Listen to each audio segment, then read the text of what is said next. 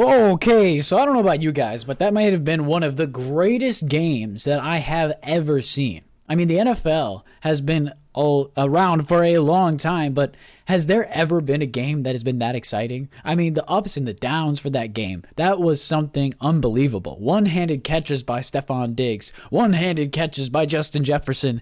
I mean, two teams that are normally downtrodden have their Super Bowl woes. I mean, can we just clap for that game? Well, I mean, what a game. What a freaking game. But something that, as a Vikings fan, I think is very, very present and very dangerous at the same time is hope.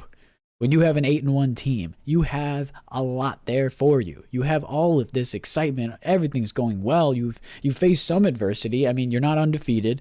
So what is there to be scared about?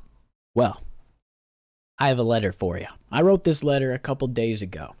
Back on November 1st, and I've added to it a little bit now that we're here at 8-1 after one of the greatest games I've ever seen.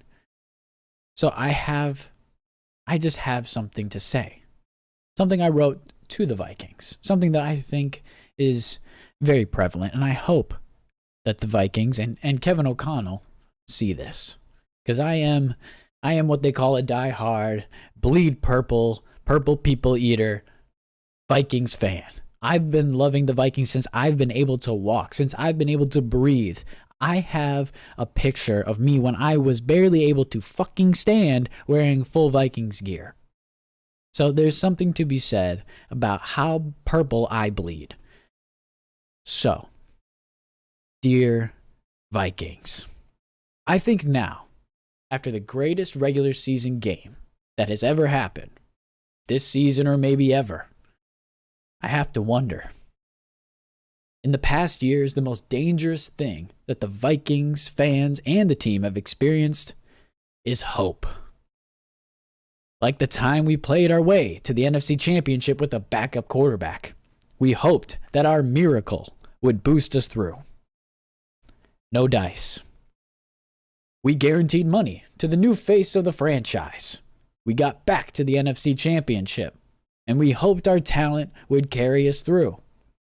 Again, we fell short. Through gritted teeth, bloody hands, we grinded out win and losses.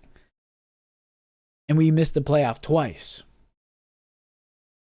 In negative degree weather, we watched our icy hearts get broken to pieces by the great cold state we love and the foot of a man whose name we barely speak. So I just asked, what needs to change?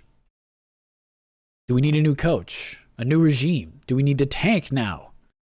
A lot was being asked, but not a lot was being answered.